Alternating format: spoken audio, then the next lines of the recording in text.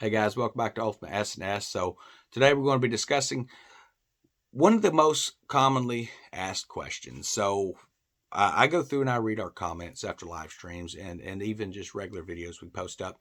And one of the most common questions or themes that I guess I should say is, what should you do if you don't have the money to prep and you don't really have the money to get sustainable? Well, if you're not really having the money to prep, I understand that budget wise. It's going to be very hard to reach a sustainability program, but it's not going to be impossible. And I'm going to tell you how you can do that. But first, we're going to have a word from one of our affiliates. Fire, one of man's most primitive skills, has now been given an upgrade with modern technology.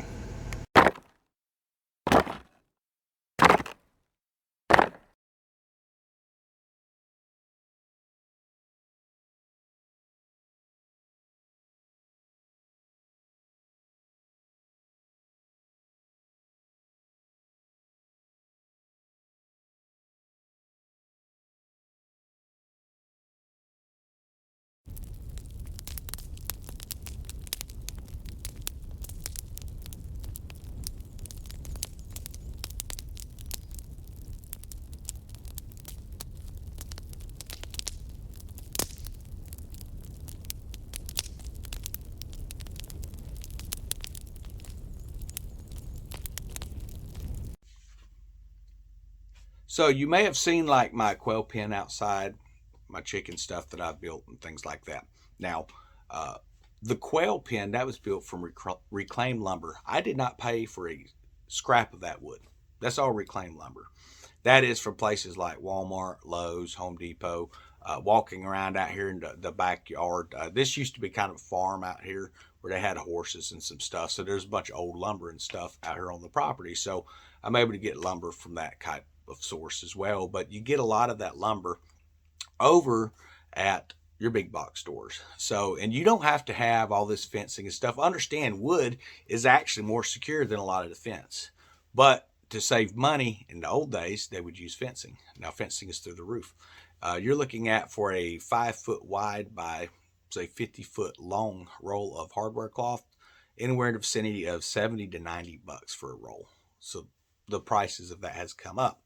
For a 4x4 down here that is 8 foot long, untreated, mind you, you're looking at about $22 for one.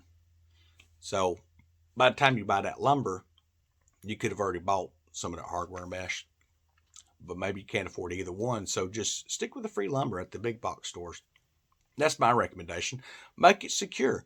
If you're not going to be able to get into it, there's not going to be something else getting into it. All you have to do is make sure that you try to eliminate any access points or points where it can be dug into.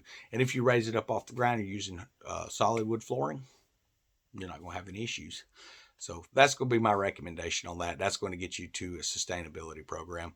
Now, as far as where do you find these, these quail and things like that? Well, the chickens, a lot of times you can go to hardware stores, you will find it. Sometimes they'll have quail there. I have noticed that the quail chicks have like doubled and tripled in price. Don't know why. But you can get quail eggs pretty cheap online. You can find them on Amazon. A lot of times you can find them local on Craigslist that people are selling the eggs for nearly nothing, and they are fertile. They're just getting rid of extra eggs because there's a lot of people out there that only use quail for meat source. They figured the eggs are not worth it. Well, the eggs are worth it, and I'm going to tell you why from a sustainability and prepping standpoint. The eggs are worth it for several reasons. One, you can take those eggs after you've emptied them out. You can crush the shells up. You can make bone meal or calcium out of it. You can fire that up, make potash out of it. You can feed it back to your quail. This thing about, don't feed shells or the shell itself to the bird because it's going to eat its own eggs. That may be true of chickens. I don't know. It's not true of quail. If you smash that stuff up, and I'm talking pulverize it down, you add it into the food, they don't realize they're eating an egg. Now, if you give them an egg, yeah, they're probably going to associate it with food. And I would say the same is true of chickens. So all of my eggs that I get from my quail, I will take it, I'll pulverize that stuff down. And then I also have a backup supplement of crushed oyster shell. But here lately, I just use the quail eggs. I make sure that I wash them out real good. I'll toss them into a microwave and zap the eggshell, all right, for like 2 minutes. And that's going to bring it up to a super hot condition where it's the same as firing them, basically to kind of make sure you kill any bacteria. Then you want to take and you're going to just smash all that stuff down. And it breaks up real easy. It's real brittle. Smash it down, mix it in with their feed, and they're getting a new source of calcium. And you're saving money on that aspect as well. So those are some things that you can do to save money. And I plan to do the same things because I do get so many quail eggs. I can take and break those down and actually feed that shell to the chicken. Again, I'm not using whole shells. I am pulverizing this stuff down to a powder. So we're going to see if it makes a chicken eat its egg or not. I don't think that's going to be the case. But see, the problem is, I think with that is I do not leave my eggs outside for any period of time. I monitor my flocks to the point that I know at 3:30 the first egg drops out here. By 5 o'clock, the last egg is laid out here. Now, on occasion, there might be someone who lays one in the middle of the night. It's very rare. But when they do, it's usually up in the front part of the pen.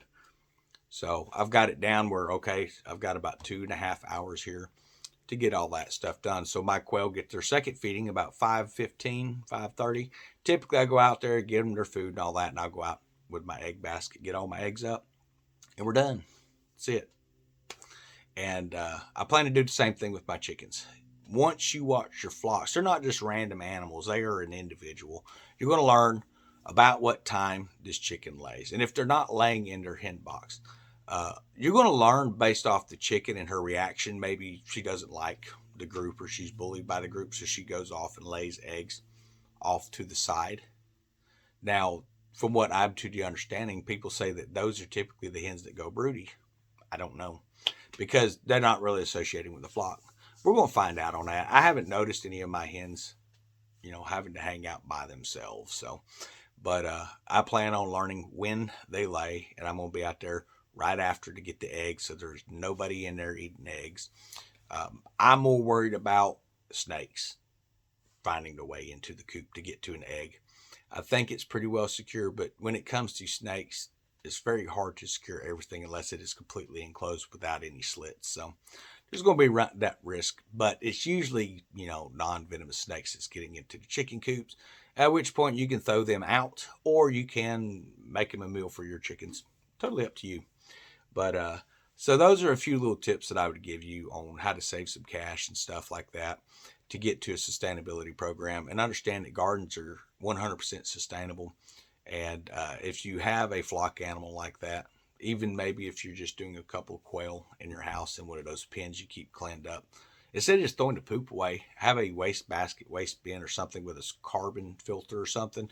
Or maybe it's one of those diaper genies that they had back in the day for those who have had kids, where you stick your the used diaper down in there and turn the lid and it closes. It looks like a sausage roll, bunch of little round pots. You can use something like that as well when it comes to those quail, and it's going to keep the stink down, but it's going to be accessible when you need it. Just a few ideas, guys. But anytime you're going to start dealing with flocks indoors, you're going to have some poop issues. That's kind of what I would say. But if that's all you got to work with, then that's what you have to work with. So I'm going to hop off here, guys. I hope everyone has a great day. And those were just a few tips. Hopefully they can help some people out. Hey, hit that subscribe button. It's right there. Did they hit the subscribe button?